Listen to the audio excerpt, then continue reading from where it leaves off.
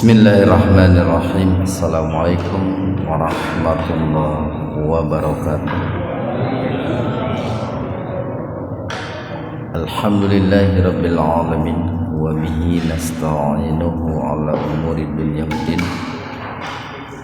Wassalatu wassalamu ala asyrafil anbiya'i wal mursalin wa ala alihi wa ashabihi ajma'in, amma ba'd. Hadirin ikhwatu iman, jemaah Majelis Tafsir Illiyin, mudah-mudahan senantiasa diberikan kesehatan dan keberkahan oleh Allah Subhanahu wa taala. Kajian tafsir di Majelis Tafsir Illiyin pada kesempatan ini membahas surat Al-A'raf ayat 145, halaman 168, Al-A'raf ayat 145. Di ayat ini masih kelanjutan dari kisah Nabi Musa alaihissalam dan juga kaumnya, orang-orang Bani Israel, yang tempo hari telah kita sampaikan bahwa Nabi Musa dalam rangka untuk mendapatkan sohifah ya, lembaran-lembaran berupa kitab suci Taurat itu beliau bermunajat kepada Allah Subhanahu wa taala yang semula 30 hari 30 malam ditambah 10 hari jadi 40 hari 40 malam. Dan beliau pun menitipkan kepada saudaranya, kepada adiknya, kakaknya ya, kepada kakaknya itu Harun untuk mengurusi kaumnya, untuk menasehati kaumnya, membimbing kaumnya, yaitu orang Bani Israel. Tetapi mereka ya biasa, orang Bani Israel kan suka ngeyel ya. Tetap sekalipun sudah diamanati ya, dinasehati, diwasiati, tetap saja melakukan pelanggaran. Nah, di ayat 146 ini Allah Subhanahu wa taala berfirman, nanti asrifu, aku akan palingkan. Aku di sini maksudnya Allah. Nanti kata Allah, aku akan palingkan.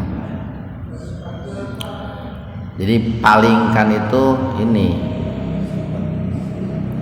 Kenapa kok disebut dipalingkan? Kenapa disebut dipalingkan?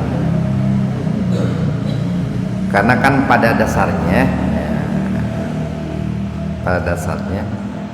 semua manusia itu 146. Karena pada dasarnya semua manusia itu diciptakan oleh Allah dalam keadaan lurus ya, dalam keadaan fitrah. Maka ketika manusia itu berbuat dosa, pada saat itulah dia itu berpaling atau menyimpang dari fitrahnya.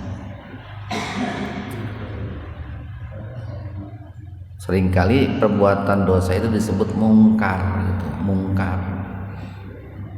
Mungkar itu kan kata dasarnya itu 3 huruf, nun, kaf, dan ro. Nakaro. Nakaro itu artinya tidak dikenal. Tidak dikenal. Kenapa? Karena memang perbuatan dosa atau perbuatan mungkar itu bagi fitrah kita manusia yang suci itu aneh gitu.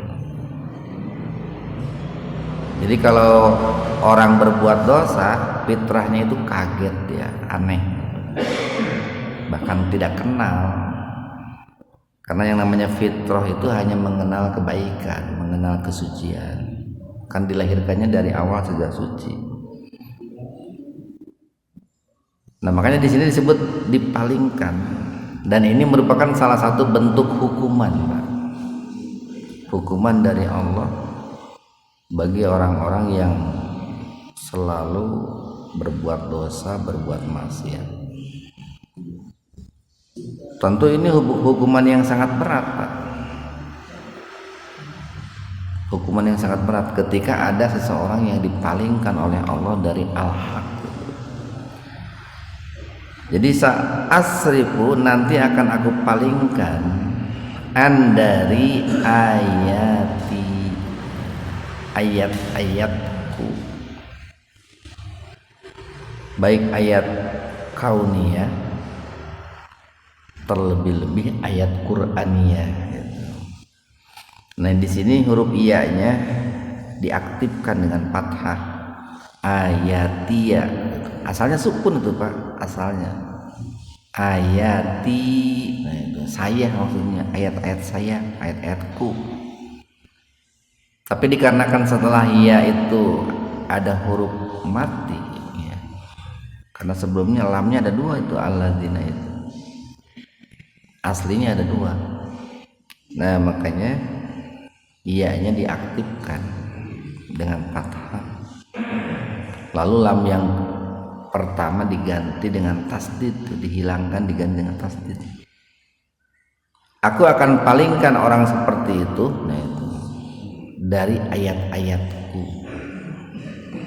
Siapa mereka itu? Alladzina, yaitu orang-orang yatakabbaruna, senantiasa menyombongkan diri. Nah, ini menggunakan fi'il mudhari, Pak.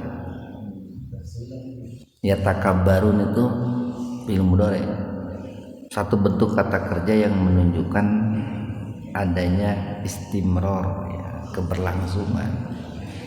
Dan ini merupakan nikmat bagi kita. Jadi Allah menggunakan bentuk fi'il mudhari itu nikmat. Kenapa? Karena barangkali kita pun gitu ya, kita pun pernah menyombongkan diri terhadap ayat Allah itu. Satu atau dua kali mungkin pernah gitu, Pak. Nah, makanya di sini menggunakan fi'il mudhari itu bukan orang yang seperti itu gitu, Pak.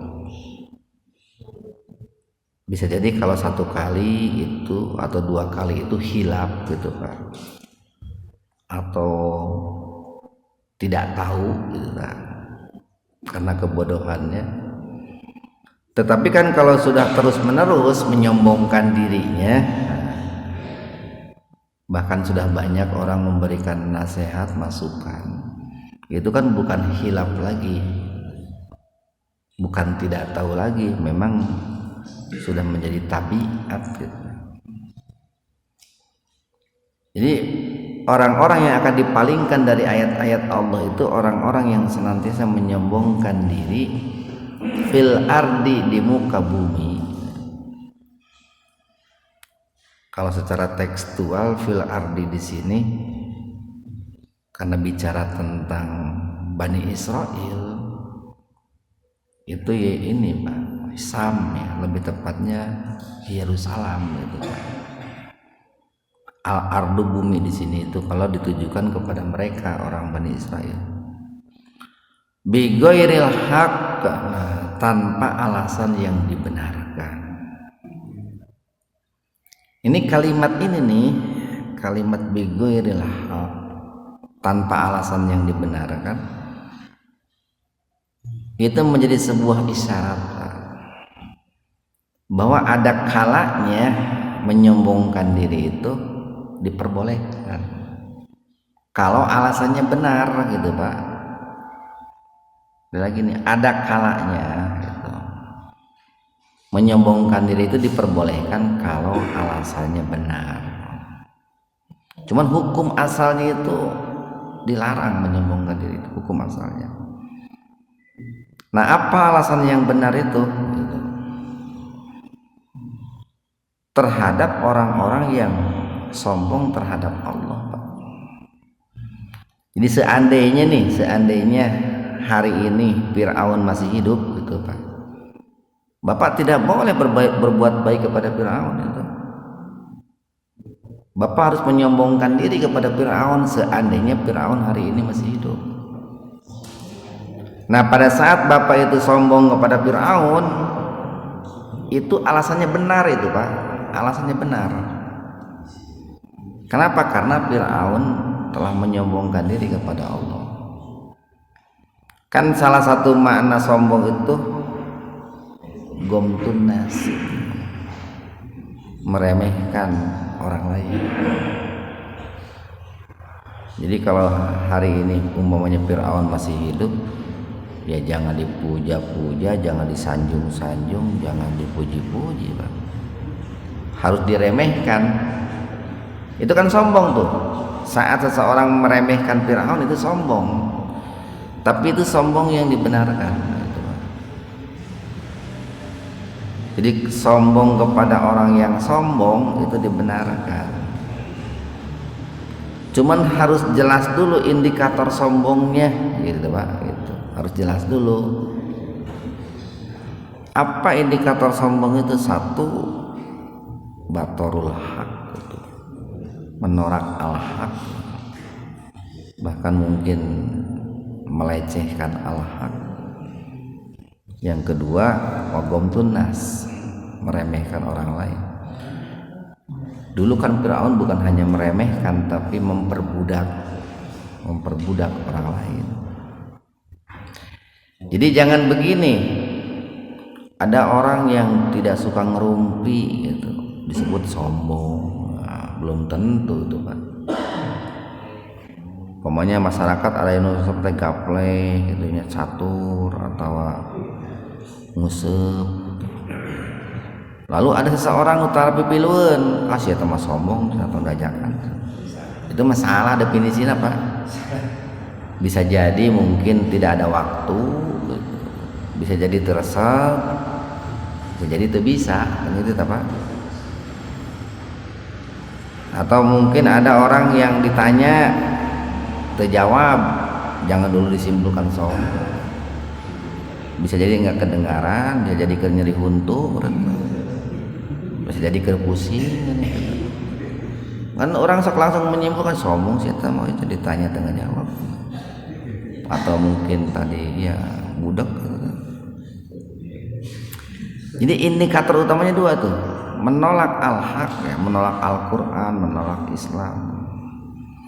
Tentu tadi bukan sekali dua kali, berlangsung terus menerus itu. Kemudian meremehkan manusianya pun bukan meremehkan biasa-biasa. Kalau melihat Firaun kan meremehkannya itu sudah merugikan, bahkan mencelakakan orang lain. Kan banyak orang Bani Israel yang mati, yang dibunuh di tangan Firaun. Nah, ketika ada seseorang itu dipalingkan dari al-haq, dari siratal mustaqim, itu sebetulnya merupakan sebuah hukuman. Semakin dia itu menentang al-haq, menentang jalan yang benar, maka semakin berat itu hukumannya. Jadi di satu sisi bagi orang yang menyimpang dari siratal mustaqim itu hukuman, di sisi lain bagi orang-orang yang baik itu ujian. Kan gening kalau ada yang menghina Islam, hati orang sok keheul gitu Pak. Di keheulan teh kalah beuki angot gitu jelema teh.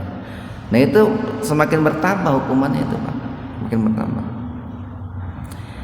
Kalau di ayat yang lain itu ya mahun itu Allah membiarkan orang tersebut tenggelam dalam kesesatan. Tenggelam dalam bahasa Sunda kan tikerebek gitu Pak. Tikerebek. Jadi dia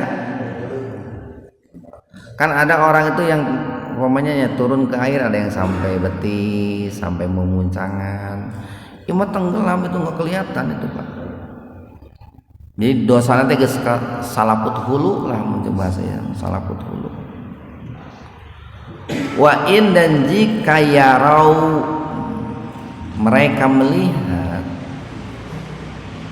maksudnya orang-orang yang sombong tadi melihat, kulla tiap-tiap ayatin ayat, setiap melihat ayat khususnya ayat Qur'aniyah. Kalau pada konteks Nabi Musa bisa dimaknai ayat itu mukjizat gitu. Setiap kali datang mukjizat yang Allah berikan kepada Nabi Musa, itu kan banyak Pak mukjizat yang Allah berikan kepada Nabi Musa itu. Kemarin sudah kita bahas tuh, umpamanya tongkat berubah jadi ular.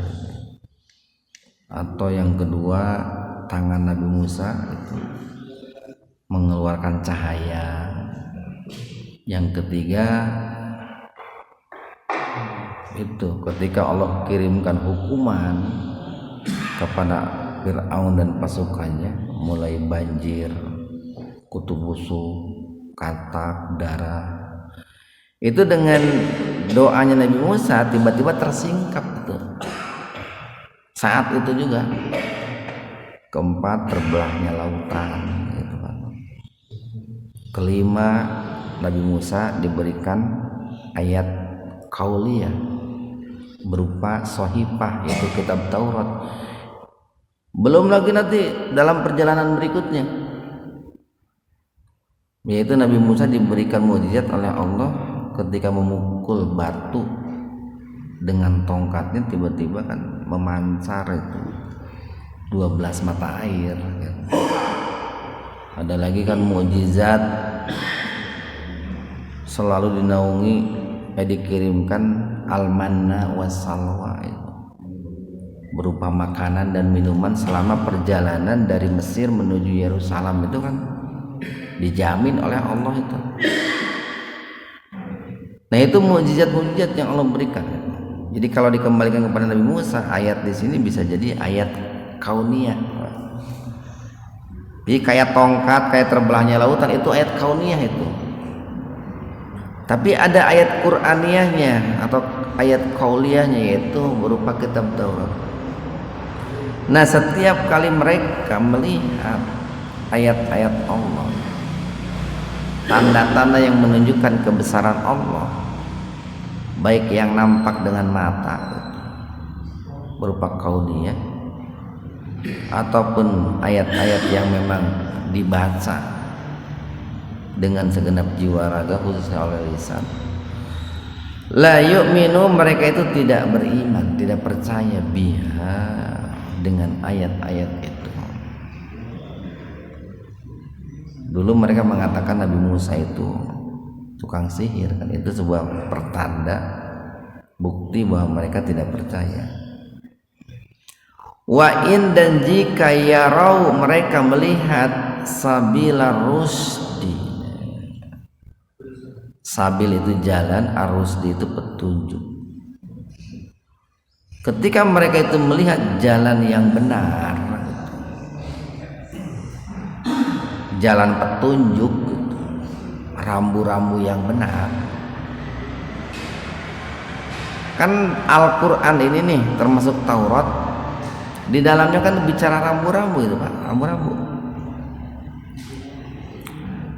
Kenapa kok bicara rambu-rambu? Kita kan sedang jalan ini, kita sedang jalan. Perjalanan kita menuju akhirat itu.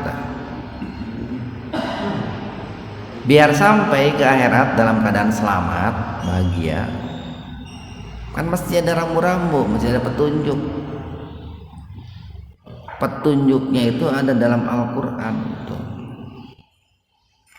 Tuh patong boro-boro ke akhirat.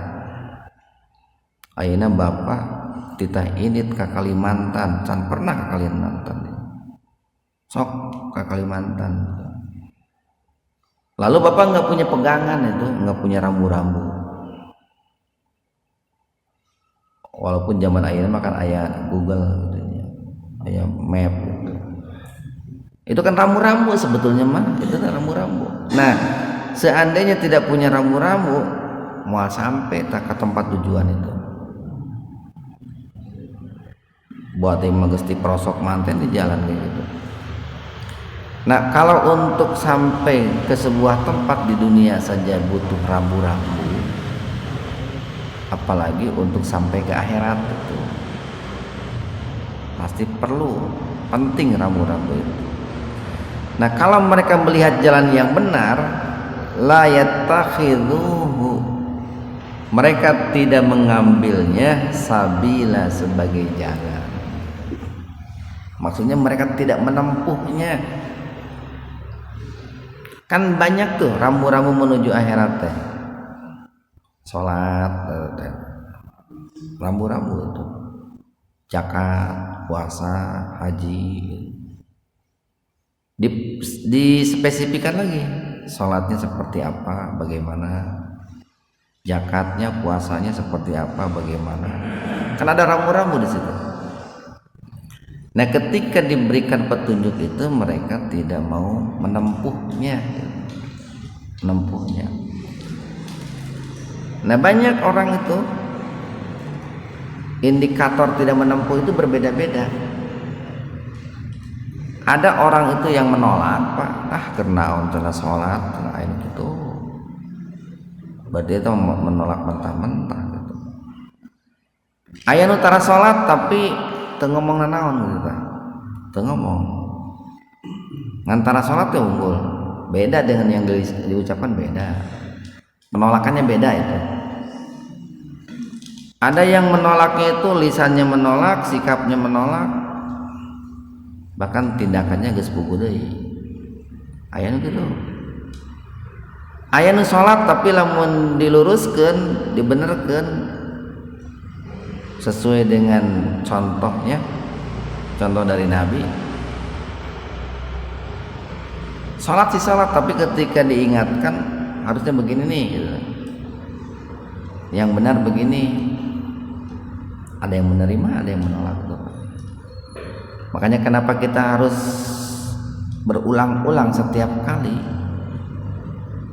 dalam Al-Fatihah itu ihdinas siratal mustaqim, ihdinas siratal mustaqim. Karena di samping kita menerima, meyakini sholat itu wajib, puasa, zakat, haji bagi yang mampu itu wajib. Tapi kita harus minta juga petunjuk kepada Allah bagaimana caranya gitu. Ya Allah, tunjukkanlah kepadaku jalan yang benar. Lalu kita sholat tuh, tertarik untuk sholat. Itu baru membuka diri aja Pak, sehingga kita mau sholat. Tapi kita minta petunjuk lagi, sholat yang benar itu seperti apa. Oh nih takbirnya begini, minta lagi petunjuk, rukunya bagaimana, nih rukunya begini. Minta lagi petunjuk, nih sujudnya kayak begini. Makanya itu lamun dihitung kurang dimimiti orang bisa maca Al-Fatihah nepikeun ka ayeuna geus sabaraha ribu kali eta Pak. Ihdinas siratal mustaqim, ihdinas siratal mustaqim. Minta diberikan petunjuk itu.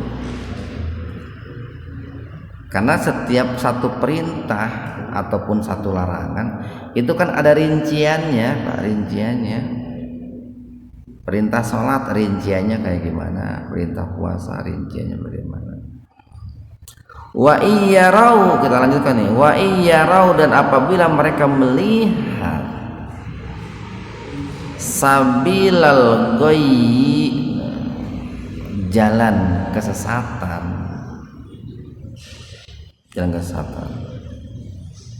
yattakhidhuhu, mereka mengambilnya sabila sebagai jalan. Kalau melihat jalan kesesatan, wah gancang gitu Pak. Rek peuting, rek poek, rek hujan, rek panas. Pokoknya malamun aya jalan kemaksiatan mah langsung gitu. Teu boga duit nginjem heula gitu. Teu boga duit nipu heula mitoha demi untuk jalan kesesatan. Nah di sini disebutkanlah indikator ya takabarnya disebutkan. Jadi kita jangan apa ya, tanpa indikator yang jelas. Menilai seseorang itu sombong tapi indikatornya harus jelas. Dalika yang demikian itu bi annahum, bi dikarenakan annahum mereka itu kadzabu senantiasa mendustakan bi ayatina terhadap ayat-ayat kami. Dan orang Pak dalam mendustakan ayat-ayat Allah pun bertingkat-tingkat. Kan manusia nih, manusia itu kan punya hati, punya akal, punya anggota badan. Anggota badan banyak tuh. Ada orang itu yang mendustakan ayat Allah dalam hatinya, lisannya tidak. Itu orang munafik biasanya. Hatinya menolak gitu Pak, tapi karena mungkin takut dijauhi orang, karena belum punya kekuatan, lisannya pura-pura nerima. Ada yang begitu. Ada orang yang hatinya menolak, lisannya pun menolak. Dia punya keberanian dengan lisan menolak. Biasanya kalau mereka sudah kuat, punya kelompok. Ada orang yang hatinya menolak, lisannya menolak, pikirannya pun menolak. Artinya dengan argumentasi dia berusaha untuk menunjukkan penolakan. Jadi level orang mendustakan ayat Allah berbeda-beda. Walaupun sekecil apapun yang kita dilarang. Wa kanu dan keadaan mereka anha, maksudnya an ayati rabbihim, dari ayat-ayat Allah itu gofilin gaplah gitu, gaplah. Lamun bahasa Sunda geuning ari gaplah teh teu meunang nanaon gitu. Hasil teu gaplah euy cenah gitu. Lasut euy cenah gitu. Gaplah. Atawa gapleh. Gapleh teh lalai melalaikan diri gitu. Kan sok teu karasa lamun teu gapleh teh ngomong ka mana-mana. Pamajikan yang dipencetan teu kepencetan. Eta gara-gara gapleh kan sok itu. Walaupun ya tidak sampai kepada haram, tapi berdampak negatif. 147. Walladzina dan orang-orang kadzabu yang senantiasa mendustakan bi ayatina. Nah, ini ancamannya terhadap ayat-ayat kami, waliqoi dan liqoi. Liqo itu perkumpulan, pertemuan, perjumpaan. Waliqoi dan pertemuan al-akhirah dengan hari akhirat. Habitat, maka akan sia-sialah a'malahum, amal perbuatan mereka. Jadi dulu itu kan pendulu tuh yang namanya Abu Jahal, Abu Lahab itu balalager itu Pak. Dalam hal sosialnya balalager.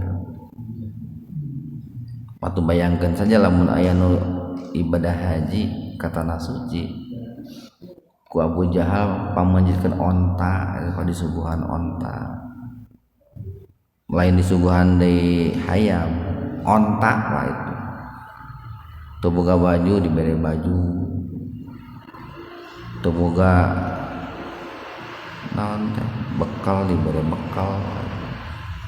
Termasuk orang-orang Kipti di zaman Firaun eta lamun datang hari raya Pak, itu meminjamkan perhiasan kepada orang-orang Bani Israel supaya orang Bani Israel teh gararinding Pak, darangdan waktu datangnya hari raya.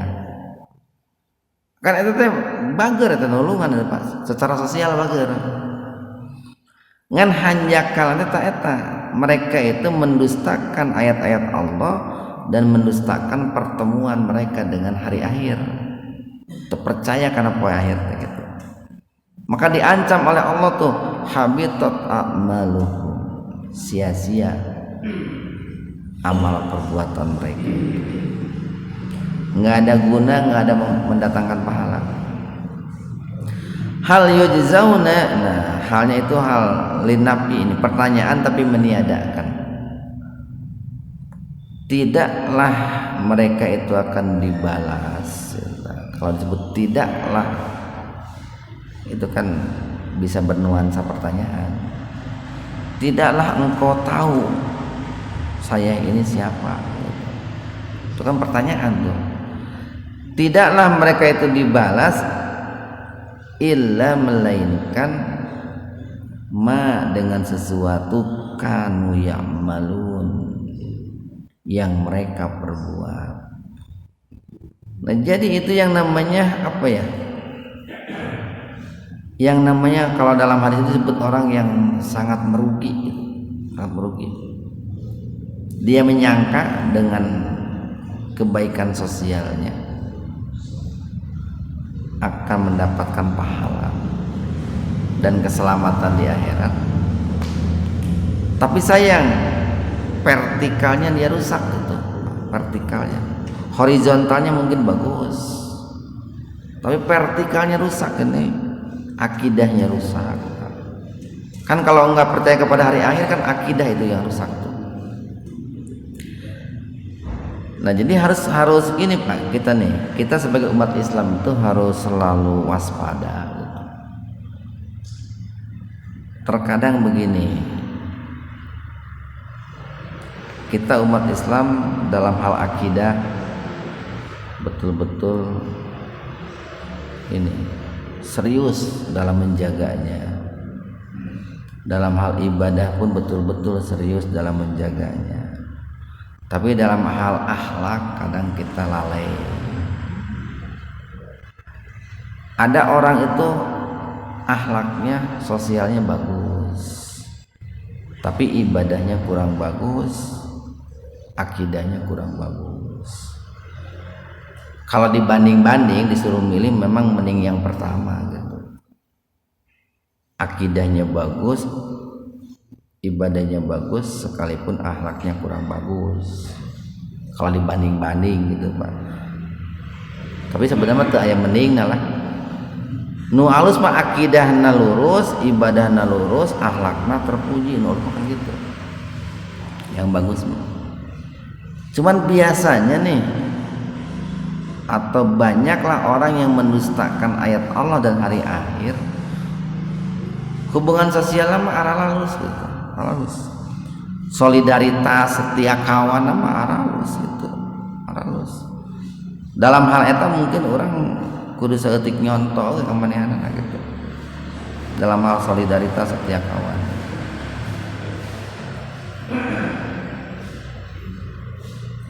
Hal apakah yujzauna, tidaklah mereka itu dibalas melainkan apa yang mereka berbuat sesuai dengan apa yang mereka kerjakan.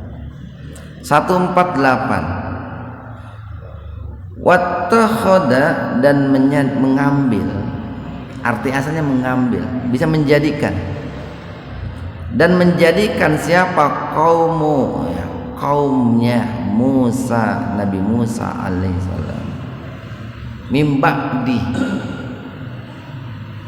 maksudnya setelah kepergian Nabi Musa. Kemana? Ke Tursina itu Pak, yang semula dijanjikan 30 hari 30 malam, lalu Allah meminta nambah 10 hari jadi 40 hari 40 malam. Apa yang mereka jadikan? min huliyihim. Al-huli itu az-zina, perhiasan Pak. Mereka menjadikan dengan perhiasan mereka itu ijlan, patung anak sapi gitu Pak. Jadi kaum Nabi Musa, orang-orang Bani Israel, ketika ditinggalkan oleh Nabi Musa ke Bukit Tursina untuk bermunajat kepada Allah, selama 40 hari 40 malam, padahal mereka sudah diingatkan, diwanti-wanti oleh Nabi Musa gitu. Bahkan sudah disimpan itu Nabi Harun di tengah-tengah mereka, tapi mereka melanggar dan menjadikan patung anak sapi min hulihim, dari perhiasan mereka. Dari mana mereka punya perhiasan? Kan tadi Pak, kalau hari raya itu diberi pinjaman oleh orang Kipti, salah sing make gelang, sing make kongkorong gitu. Dipinjam, diberi pinjaman. Kulantaran harita orang-orang Bani Israel itu dikejar Pak oleh Fir'aun dan pasukannya, maka perhiasannya itu oleh mereka dibawa itu Pak. Nah pada saat ditinggalkan oleh Nabi Musa, diminta tuh, kalau dalam cerita Israiliyat itu cerita yang berasal dari orang Yahudi, orang Nasrani yang masuk Islam gitu Pak. Lalu mereka itu bercerita. Nah ceritanya itu biasanya didapat dari cerita orang terdahulu. Ada yang sesuai dengan Islam boleh diterima dengan Al-Quran, ada yang tidak sesuai bertentangan dengan Al-Quran ditolak gitu. Nah kalau untuk nama biasanya tidak jadi persoalan. Itu namanya itu Samiri gitu. Samiri. Jadi Samiri itu seorang yang intelek ya, pinter Pak, pinter ya. Ya barangkali mungkin namanya itu ininya lah, sesepuhna bro. Sesepuhna. Itu ketika Nabi Musa itu pergi ke Bukit Tursina, meminta, mempengaruhi orang-orang Bani Israel untuk mengumpulkan perhiasan-perhiasan yang mereka miliki. Untuk apa? Untuk membuat Tuhan. Ya apakah karena diajak nyen Tuhan maka kedengarannya halus itu. Pasti loba nu nyumbang kan gitu Pak. Loba nyumbang. Dikumpulkanlah tuh perhiasan-perhiasan mereka itu. Jasa dan bahkan patung anak sapi itu berjasad, bertubuh lah, dia punya tubuh, punya fisik.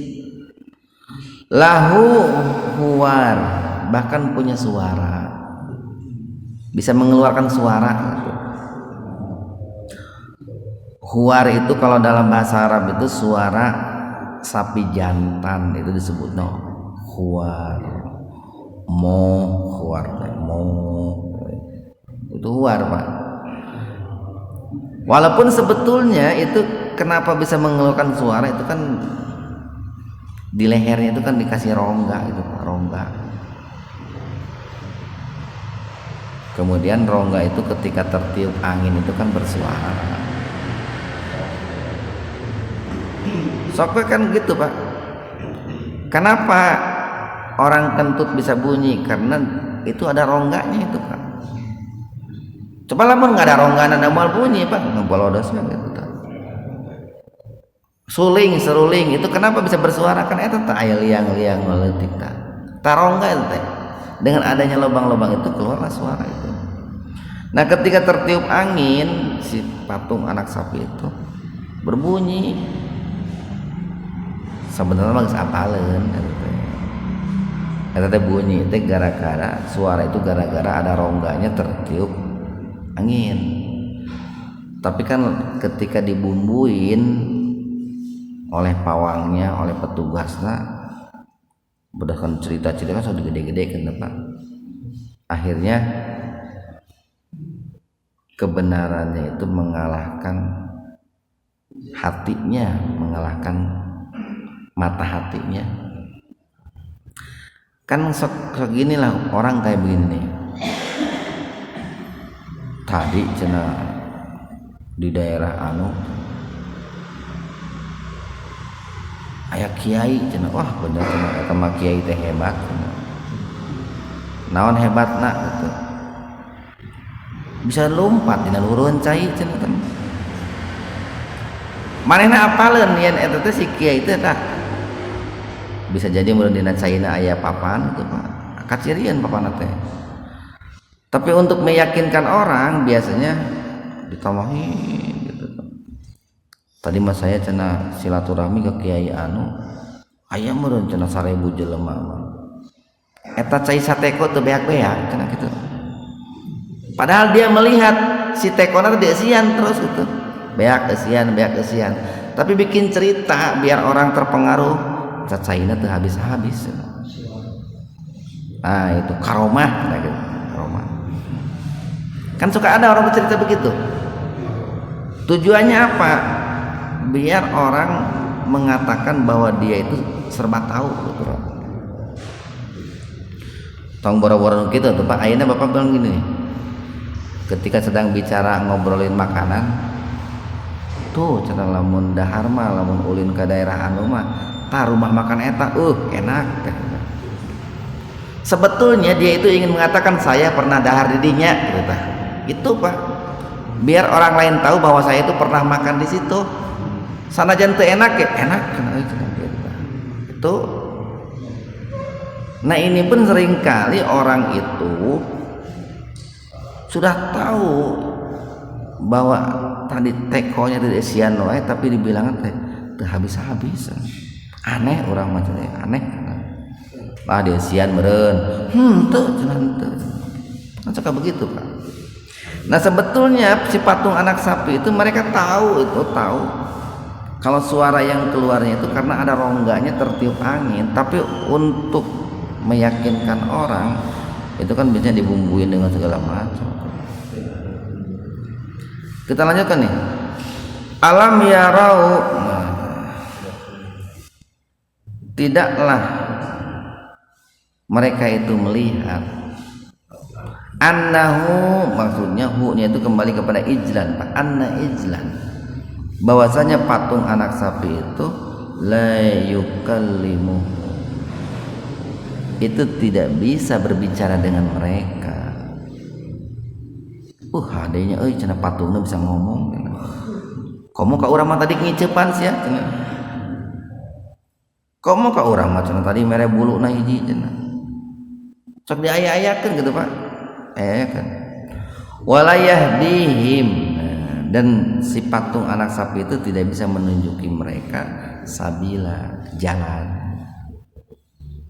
Ittakhadhuhu, tapi mereka menjadikan anak sapi itu sebagai sesembahan, sebagai Tuhan. Wa kanu dolimin, dan mereka itu adalah orang-orang yang zalim, orang yang zalim. Ini Pak, kalau baca dalam Al-Quran, rata-rata orang-orang yang sesat, yang terbelakang, itu biasanya mereka itu menyembah patung, Pak. Menyembah patung. Itu kalau baca dalam Al-Quran begitu. Kaumnya Nabi Nuh sama menyembah patung, Lata Uzza Manat. Kaumnya Nabi Ibrahim geus puguh deui bapadangkan azar penginan patung. Kaumnya Nabi Musa sama tangieun patung anak sapi tina perhiasan. Ayeuna di Indonesia hayo kayak nginan wae patung gitu Pak. Geus puguh ti baheula ge nu ngaranna patung, dan ngaranna patung, Pak. Itu seringkali oleh orang dikultuskan dari dulu. Ya dulu. Bisi, Pak, bisinya. Bapak teh gagayaan seni cenah ieu seni. Ieu mah dikurilingan ku patung. Teu alus oge Pak gitu. Mari saya sampaikan tuh. Memang yang namanya bangunan rumah seorang muslim yang paling utama bukan fisiknya. Untuk menciptakan baiti jannati itu yang paling utama itulah akidahnya, ibadahnya, akhlaknya. Tapi fisik bangunan pun tidak boleh mencerminkan kemaksiatan atau orang-orang non muslim tidak boleh juga. Walaupun hal itu bukan hal yang utama gitu. Tapi tidak boleh kita Pak, tidak boleh. Pernah tah hiji waktu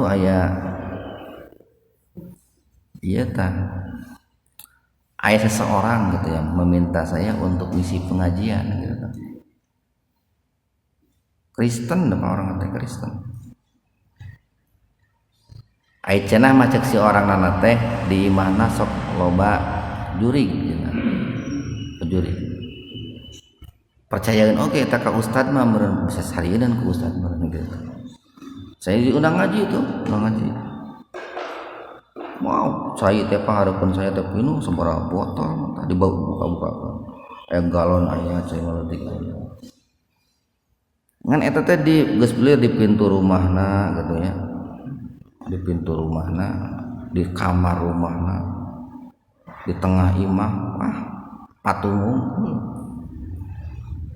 Ku saya diheureuyan tajurik di caricinga di dia ya gitu kan. Udah geledek apa sih patung tuh saluran awak saya geledek apa nama. Anu rupana teh sararam teh tuh puguh bertahan atuh dirinya tuh Pak. Bertahan. Jadi dia nggak berani tinggal di rumahnya itu. Nggak berani. Saya dengerin tadi dari dia cari cingna teh gitu. Jadi memang ada benda-benda yang memang ini ya disenangi lah, disenangi untuk diamnya bangsa jin lah kan gitu. Cocok mungkin mereka tahu orang cicing di dia meren pantas begitu Pak. Kan gitu. Nah seringkali gitu, adalah sebagian beberapa orang umat Islam itu yang membangun rumahnya itu dengan nuansa-nuansa atau arsitektur yang menyimpang, tidak sesuai dengan ajaran Islam. Kita lanjutkan nih. 149. Walamma dan ketika terakhir nih sukito fi aidihi. Ini kiasan ini Pak. Jangan diartikan letterlek. Kalau diartikan letterlek artinya begini, sukito jatuh fi aidihim tangan mereka. Nah itu. Kalau diartikan letterlek begitu. Maknanya menyesal Pak. Lamun di orang Indonesia bahasa fisiknya menyesal kayak gimana tuh Pak? Gening supaya handeueul teh kumaha tah? Bahasa tubuhnya kayak gimana? Aduh, gitu. Aduh. Itu orang Indonesia begitu, Pak. Itu menunjukkan bahwa dia itu menyesal gitu. Duh, hanjakal. Itu orang Indonesia. Lamun orang Arab dulu menunjukkan penyesalannya itu dengan menjatuhkan tangan, Pak. Bila tanganna ke kita jatuhkan, berarti menyesal. Kalau di Indonesia orang pelit kan sering disebut ngepel, Asia teman ngepel gitu. Kalau di Arab itu Al-Quran mengatakan wala tabsud yadaka ila unukika. Jadi orang yang melilitkan tangannya ke lehernya itu simbolnya orang pelit begitu. Jadi tiap daerah itu punya bahasa simbolis lah, untuk menunjukkan suatu keadaan atau suatu kondisi. Nah di sini walamma dan ketika sukito pi aidihi mereka menyesal.